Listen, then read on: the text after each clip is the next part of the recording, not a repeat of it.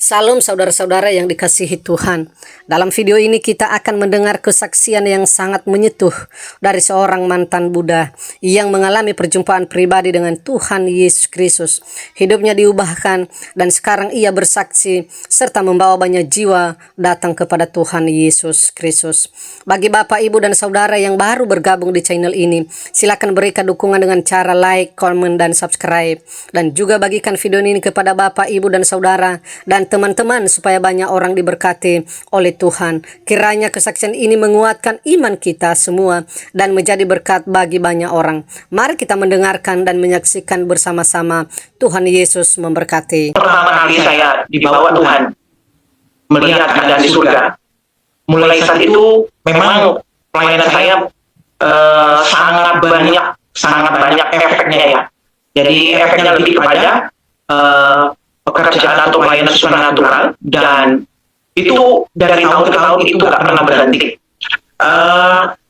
Saya ingat firman Tuhan bilang begini ya, di dalam 2 Tesalonika 2 ayat 9, kedatangan si pendurhaka itu adalah pekerjaan iblis dan akan disertai beberapa perbuatan ajaib, tanda-tanda dan mujizat-mujizat palsu. Jadi situasi inilah yang saya jalani di dalam pelayanan sampai pada hari ini ya.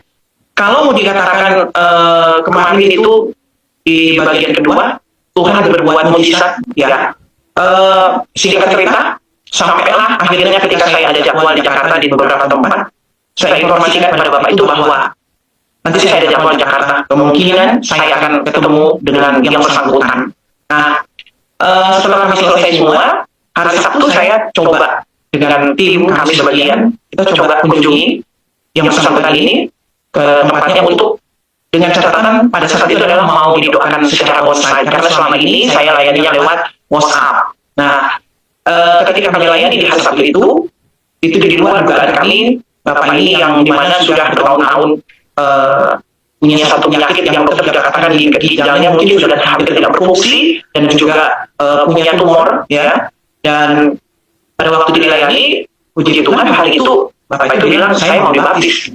Dan saya berdoa, dan saya bilang sama tim, kemungkinan kita coba di hari Senin ya, karena di hari Minggu saya ada jadwal, hari Sabtu itu juga dadakan ya. Jadi saya butuh space. Dan akhirnya kami lakukan itu baptisan tepatnya di tanggal 13 Mei jam 3.30 WIB. Bapak ini menerima Tuhan Yesus sebagai juru selamat dia. Dan saya mau katakan saya cukup betul-betul merasa bangga sama Tuhan, campur haru, campur merasa bahwa Tuhan itu bekerja dengan luar biasa. Dan saya bilang, singkat cerita Bapak ini sudah terima Yesus lahir baru, dan menurut cerita yang bersangkutan adalah dia mengalami dari hari ke hari ada banyak perubahan.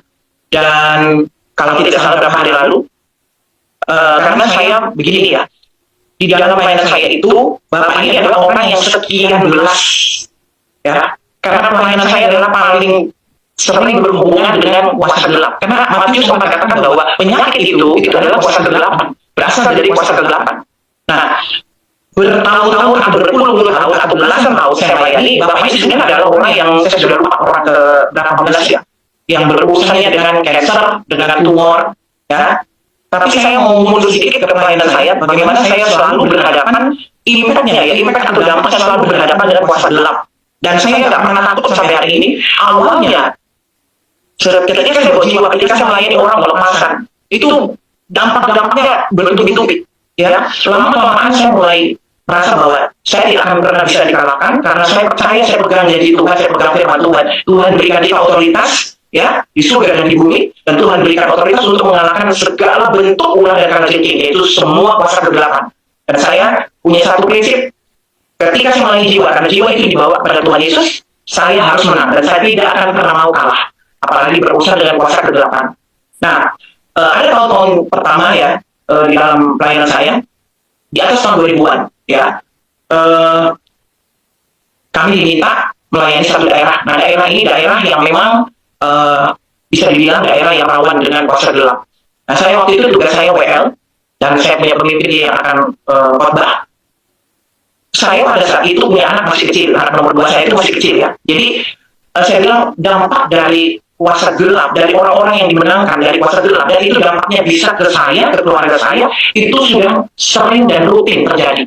Tapi saya mengatakan, apapun itu, saya tidak akan pernah mau dikalahkan oleh namanya iblis, karena saya tahu dia yang harus mundur, bukan saya yang harus mundur. Kalau mungkin saya mengalami ada banyak serangan-serangan balik, oke, tetapi saya tetap bilang pada dia di dalam situasi apapun saya tidak akan pernah mau dikalahkan sampai hari ini. Sekalipun dampaknya itu sangat berisiko tinggi. Karena apa? Anak-anak saya yang paling sering mengalami dampak. Sejak saya terjun di dalam pelayanan peperangan rohani, itu dampaknya pada keluarga kami, termasuk ke saya. Nah, suatu saat anak saya yang nomor 2 ini masih kecil, masih 10 bulan. Dan pada saat itu saya dibilang, ayo kita berangkat karena ibu harus WL. Saya sedikit bernegosiasi kepada pemimpin saya bilang nggak mungkin karena anak saya nggak ada yang jaga, gitu loh. Jadi mungkin kali ini saya tunda dulu. Tapi karena daerah itu sangat butuh untuk kami layani, sehingga cerita mereka menawarkan, Bu, bagaimana kalau ada babysitter yang bisa nanti jaga anak ibu? Akhirnya saya setuju. Saya bilang asal bertanggung jawab, oke, supaya saya tenang melayani, jadi anak saya ada yang jaga. Perjalanan kami itu kalau tidak salah 22 jam, antara 20 atau 23 jam sampai di tempat, dan kami tiba itu jam 3 pagi. Yang saya bilang kuasa gelap itu gila-gilaan, betul-betul gila-gilaan mau nyerang saya, anak saya, keluarga saya, dan sampai hari ini saya gak akan pernah mau mundur dari dia, dan saya katakan dia yang harus tunduk kepada saya karena saya punya kuasa dari Kristus. Nah, kalau setelah itu perjalanan 23 jam itu, sampailah kami di satu tempat. Ternyata tempat itu adalah tempat penyimpanan orang-orang yang meninggal yang akan dikubur. Nah, Anda tahu kalau saya mengatakan tempat ini, Anda tahu daerah apa, gitu. Ya, jadi tempat itu ternyata, karena itu waktu kami ada di daerah itu di jam 12:30 malam.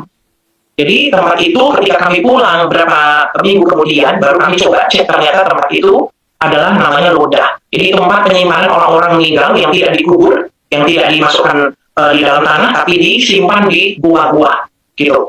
Nah, kami dua kendaraan ya. Dua kendaraan itu, satu yang khusus laki-laki, satu yang khusus perempuan. Tapi walaupun di tempat perempuan dan anak-anak, itu tetap drivernya, sopirnya tetap laki-laki, dan dia punya dua orang laki-laki itu untuk menjaga. Kalau yang satu ngantuk untuk bergantian. Tibalah kami di satu tempat. Nah, malam itu di antara jam 12 dan 1, anak saya itu minta susu ya. Nah, saya sudah stok termos, ada 3 untuk menjaga karena saya tidak bisa minum susu ini, jadi saya stok air panas itu dengan susu ya. Jadi pas dia minta saya langsung buat ya dengan cepat gitu. Tapi pada saat anak saya lagi nangis minta susu, tiba-tiba pandangan saya itu melihat ke jalan. Jadi waktu saya melihat ke jalan, ini sopir juga berhenti mendadak. Mobil yang dikendarai berhenti mendadak. Itu sampai ban mobil itu bau karet ya. Jadi anak saya menangis, kondisinya saya melihat si sopir berhenti mendadak. Saya juga melihat ada satu pasukan di depan mobil kami itu. Itu seperti pasukan berbaris ya. Makanya itu betul-betul jadi misteri. Akhirnya ketika kita pulang, kita ingin cari tahu sebenarnya daerah apa sih itu, gitu ya. Jadi itu kejadiannya bertubi-tubi. Setiap saya terjun di dalam pelayanan peperangan, karena di sana saya bukan cuma WL, tapi kami akan melayani ada satu keluarga besar yang mereka orang berpunya, mereka punya hotel banyak, tapi keluarga ini apa ya? Saya bilang di dalam rumah tangga mereka itu ya maaf ya, istrinya lebih dari satu gitu. Jadi antara istri satu dengan yang lain itu seperti terjadi kayak mereka bermusuhan karena harta ya. Tapi saya datang ke sana itu bukan cuma hanya untuk PL, tapi saya juga di sana untuk melayani peperangan rohani. Nah, ketika saya melihat itu pasukan, pas di depan mobil yang dikendarai sama si sopir itu, saya langsung bahasa roh. Ternyata waktu saya bahasa roh, semua satu mobil itu kaget bangun. Ada apa? Gitu. Nah, si sopir ini, saya lihat langsung dengan mata saya, dia ambil rokok. Dia ambil rokok, dia isap rokoknya. Cepet-cepet, rokoknya sebatang mungkin satu jari ya, dia cepet-cepet isap. Terus saya coba tanya sama dia, ada apa? Saya tanya sama dia. Dia bilang sama saya begini, kamu gak lihat ya yang tadi itu? Oh, ternyata saya baru sadar ternyata apa yang saya lihat dia juga lihat. Gitu. Ternyata itu adalah satu pasukan. Semuanya berbaju hitam, jadi kayak pasukan baris berbaris. Dan baris berbaris itu kan biasanya satu kelompok 24 orang ya. Karena saya biasa memimpin baris berbaris, jadi itu kurang lebih sekitar 24 orang. 25 mungkin sama dia punya pemimpin. Saya lihat itu satu pasukan baris berbaris, berbaju hitam, ada wajah tapi tidak ada telinga, tidak ada mata, tidak ada mulut, tidak ada hidung. Ya. Dan mereka punya kaki tidak injak aspal. Enggak. Anda bayangkan ya, itu 1:30 malam loh. Itu tidak injak aspal. Jadi waktu saya teriak, saya rasa loh, satu mobil bangun, si sopir cepat-cepat merokok. Terus saya tanya, kenapa kamu merokok? Oh, rupanya menurut mereka dari kepercayaan sebelah, kalau melihat setan itu dilawan pakai api. Ya, yaitu jadi makanya dia merokok cepat-cepat, dia habisin rokoknya supaya rasa ketakutannya itu bisa reda. Ya, jika kita kami istirahat sebentar sambil bertanya. Jadi satu mobil itu ibu-ibu yang lain tanya sama saya, ada apa bro? Saya bilang saya nggak mungkin mau cerita kalian. Tapi kita tenangkan aja dulu, si sopir kita tenangkan, saya juga tenang, kita berdoa kembali di tengah pagi itu, dan kami melanjutkan perjalanan. Menjelang kami melanjutkan perjalanan, di situ ditulis Anda akan meninggalkan daerah atau Loda, ada tulis daerah Loda. Nah saya nggak ngerti pada saat itu Loda itu apa artinya.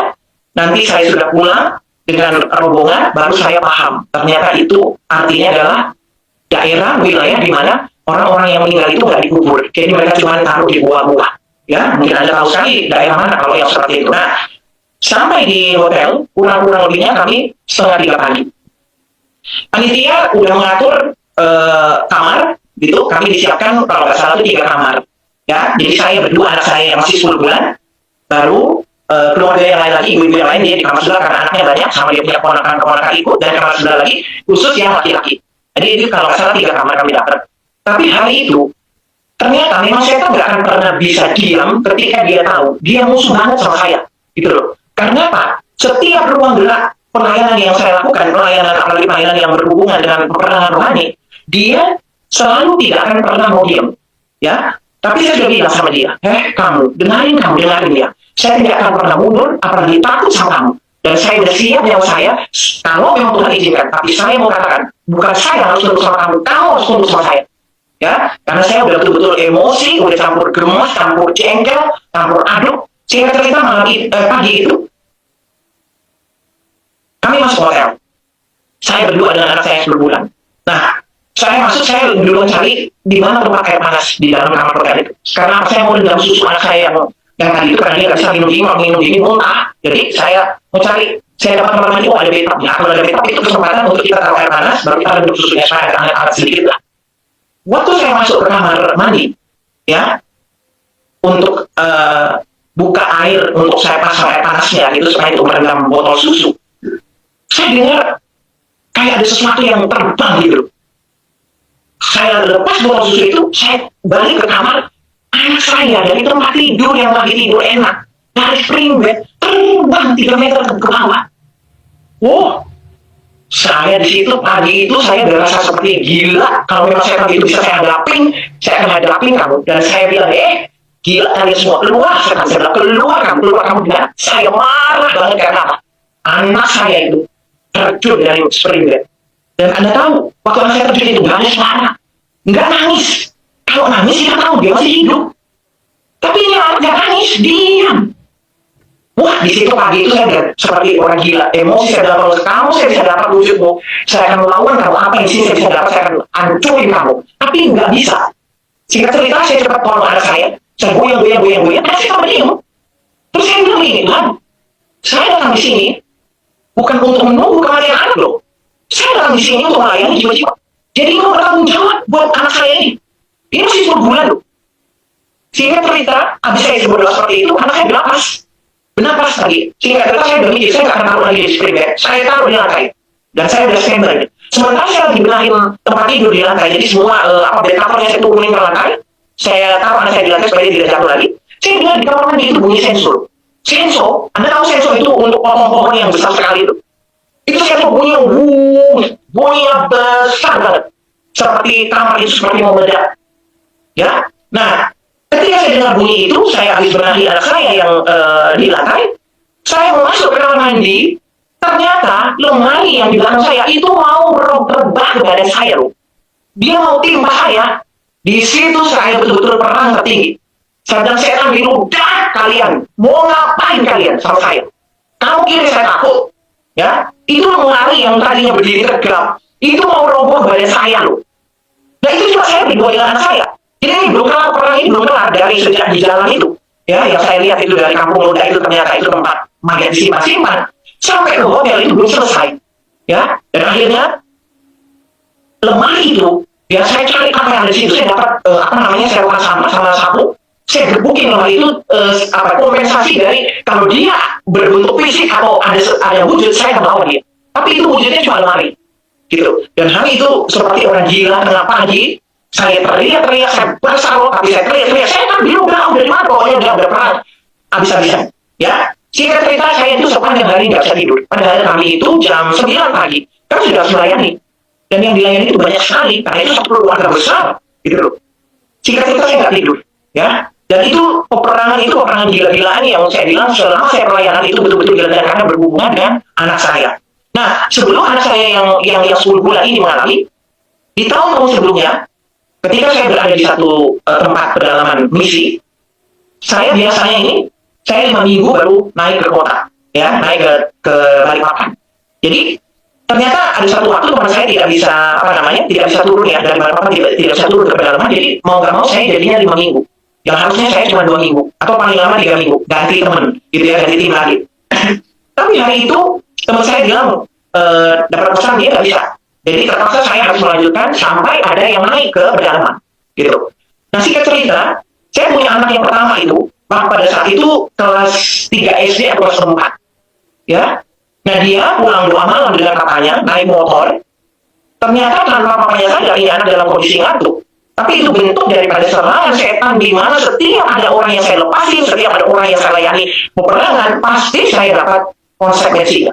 Tapi saya sampai hari ini saya mau bilang, dengan saya menyaksikan ini, dia pasti dengar, saya tidak akan pernah mundur dan takut. Gitu loh. Demi jiwa-jiwa. Karena saya tahu, kuasa Tuhan di dalam saya lebih besar daripada gilanya setan punya kuasa. Jadi waktu saya nggak pulang 5 minggu, 4 minggu, 5 minggu kelima saya naik ke Balikpapan, saya naik ke kota. Betapa kagetnya saya melihat kaki anak saya yang nomor 1 itu, ya, tumitnya itu terbuka dan ternganga seperti orang buka kopi dari kepala, dan itu semua daging serta saraf-saraf tumit itu keluar, ya. Emosi saya begitu luar biasa. Saya tidak bisa buat apa-apa, tapi ternyata saya marah, saya kecewa sama Tuhan. Dan saya bilang pada saat saya lihat kaki anak saya seperti itu, dia punya tumit, saraf-saraf tumit itu kelihatan transparan gitu, ya, dan kulitnya itu ternaik. Rupanya waktu saya datang itu mungkin baru kira-kira seminggu ya, mungkin paling lama baru seminggu itu kejadiannya. Jadi masih mentah kulitnya itu, ya. Hari itu saya tidak pakai lama-lama, saya marah sama Tuhan. Tapi saya sadar gitu loh. Ketika saya marah sama Tuhan, Tuhan itu gak marah sama saya. Apa yang saudara tahu saya bilang sama Tuhan? Kalau kau Tuhan yang hidup, Allah yang berkuasa, saya itu pergi melayani di pedalaman jiwa-jiwa. Saya bukan jalan-jalan. Kenapa kaki anak saya harus seperti ini? Saya marah, benar-benar marah sama Tuhan. Sepanjang malam, saya cuma bilang, kalau kau Allah yang hidup, engkau yang membangkitkan orang mati, sekarang kembalikan kaki anak saya seperti semula, sampai mulus. Apalagi anak saya perempuan. Itu kakinya jelek, kalau sampai ada bekas karat. Anda tahu, itu minggu kelima, tambah lagi 5 minggu dari saya datang itu. Jadi saya berada di Balikpapan itu 5 minggu. Dari minggu ke-4 sampai minggu ke-5, kakinya nggak pernah operasi. Minggu ke-4 mau masuk minggu ke-5, saya cuma operasi dengan minyak tawon. Ya, saya bukan anti dengan pelayanan minyak, tapi saya nggak jarang untuk pakai apa minyak enggak. Saya tahu firman Tuhan, jadi saya berkata firman.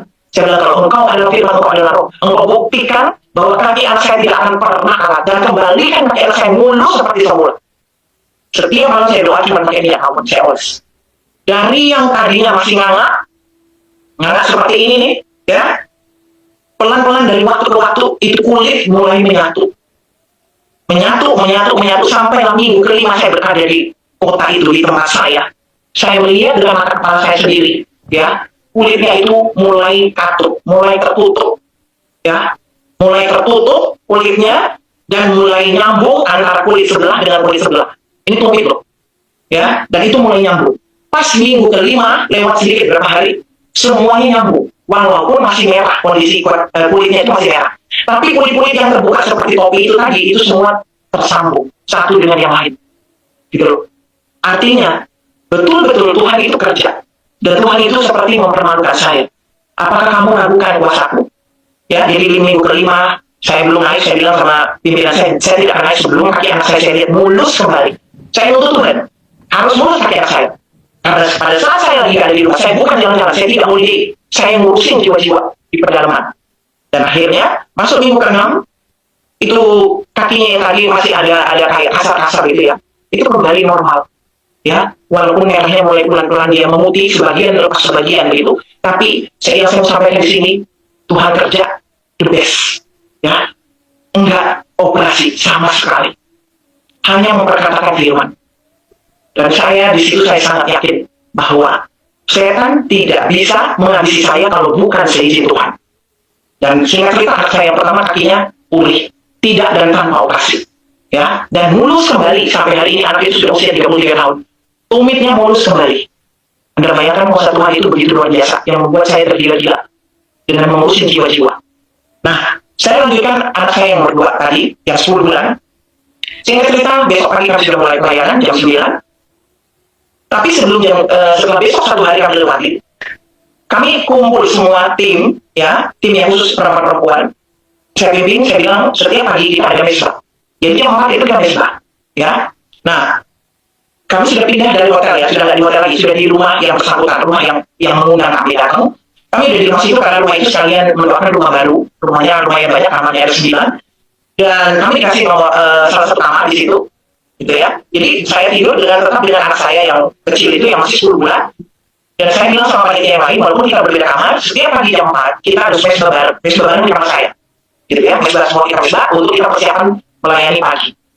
Singkat cerita, pada saat mau mesbah pagi, kami semua udah kumpul nih, udah saya gitar, kita penyembahan. Setelah itu tiba-tiba saya terpikir ya, saya mau tengok anak saya nih. Pada saat kami mesbah, saya mau cerita, rumah itu 9 kamar 3 lantai, ya. Pada saat kami mesbah, di dalam yang mata saya melihat itu anak saya itu ada tidur di belakang, di kasur belakang, karena kami tidurnya gelar kasur di lantai ya.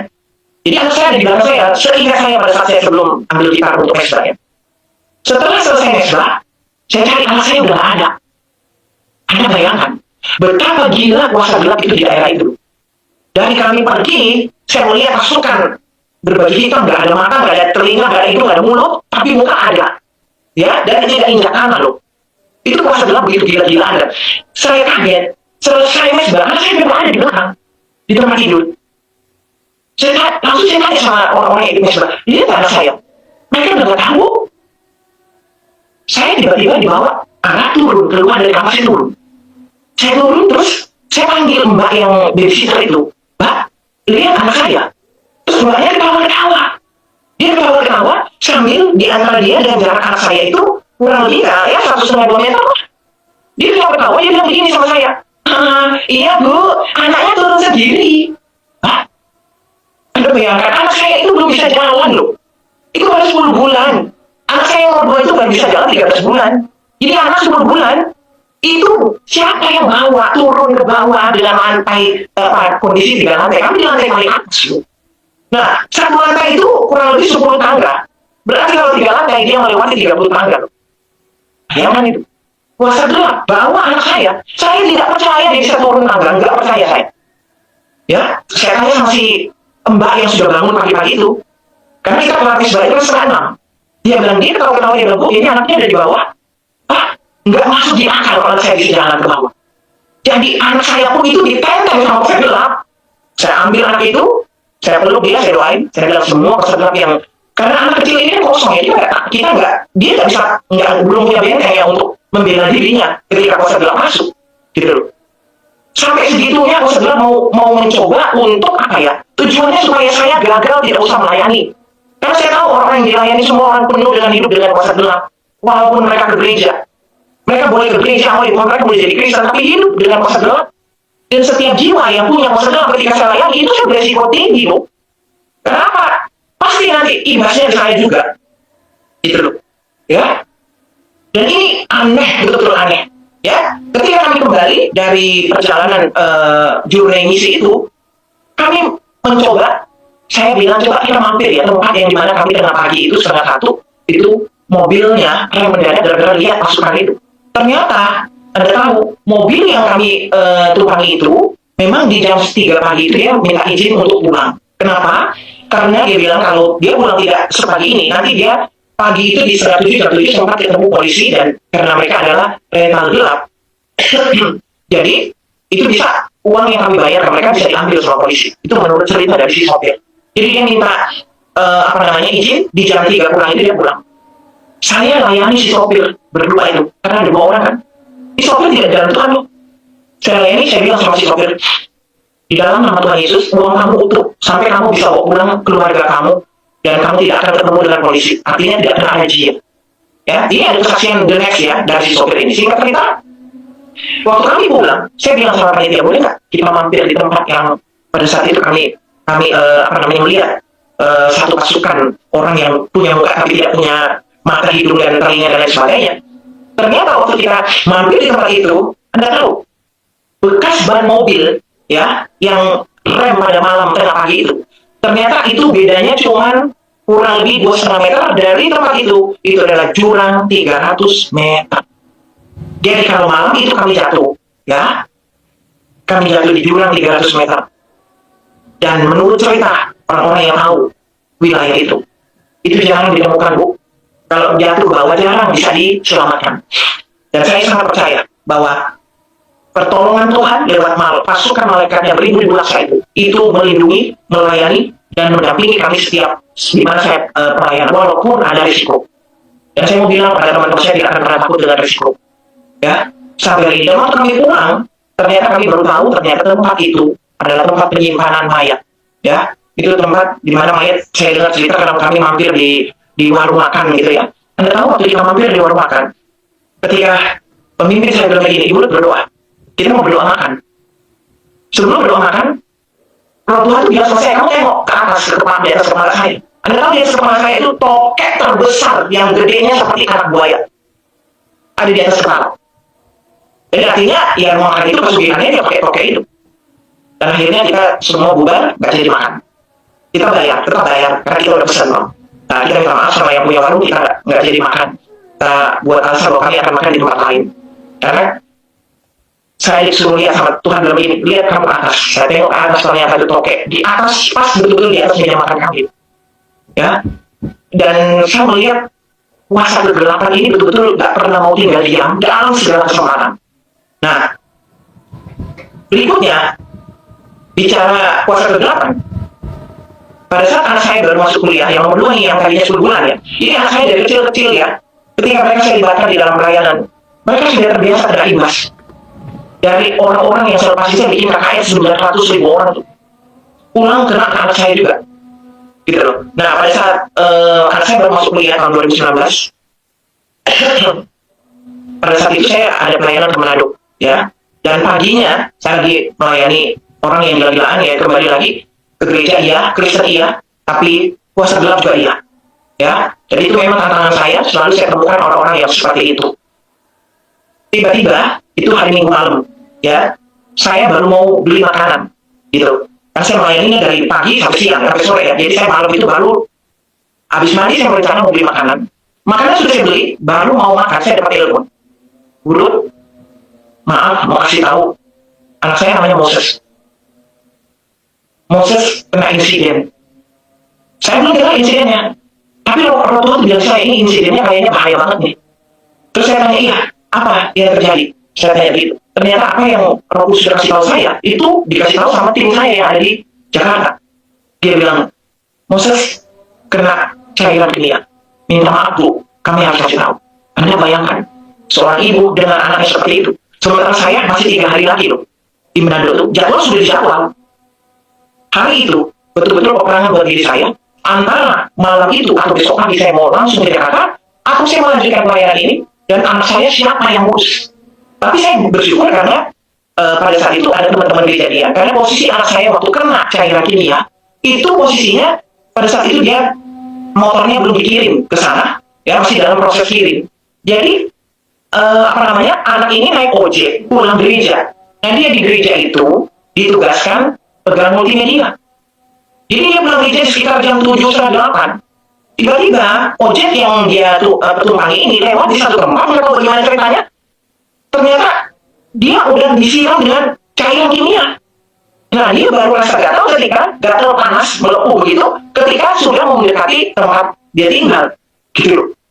Nah ketika udah tiba dia mulai merasa, kok badan saya panas, gatal, campur kayak ada rasa kayak dari kulit itu keluar lepuhan-lepuhan. Nah ini cairan kimia loh. Ini bukan air biasa, ini cairan kimia. Dan itu dari badan sampai ke pinggang. Ya mungkin ke bawah itu tertutup, terlindungi karena ada celana ya, celana jeans, ya pakai jeans. Tapi atas itu dari bahu sampai ke perut gitu. Nggak tahu itu melepuh semua kena cairan kimia. Memang tim saya di sana kebetulan dia punya pengalaman orang kapal. Dia suruh anak saya, dia kasih ini, dia bilang langsung ke kamar mandi, tapi tidak boleh pakai sabun. Ya, cuma dibasahin aja badannya. Tapi coba Anda renungkan, ini cairan kimia, ini bukan air sabun atau air biasa atau air panas. Ini cairan kimia. Kalau sudah bicara cairan kimia, itu artinya kalau sampai kena di kulit, itu bisa cacat permanen. Berbayangan. Saya alami itu setelah saya terima yang Demikianlah kesaksian ini. Kiranya Bapak, Ibu, dan Saudara semua diberkati serta dikuatkan untuk tetap setia kepada Tuhan Yesus. Kesaksian mereka ini bukanlah cerita yang dibuat-buat, melainkan kisah nyata dari kehidupan mereka, di mana hal yang tampaknya tidak mungkin terjadi dalam kehidupan mereka. Sejak mereka berjumpa dengan Tuhan Yesus, hidup mereka mengalami perubahan yang begitu ajaib, dan semua doa-doa mereka dijawab oleh Tuhan Yesus. Karena itu, mari bagikan video kesaksian ini kepada keluarga, sahabat, dan orang-orang yang terdekat kepada Bapak Ibu, supaya mereka juga dikuatkan dalam iman. Siapa tahu ada di antara mereka yang sedang mengalami pergumulan atau tantangan hidup, dan melalui kesaksian ini mereka kembali dikuatkan, dibangkitkan semangat mereka kembali, serta menemukan kebenaran yang sejati, dan mereka tidak ragu-ragu lagi karena mereka telah menemukan Yesus Kristus dalam kehidupan mereka. Terima kasih, sampai jumpa di video selanjutnya. Tuhan Yesus memberkati.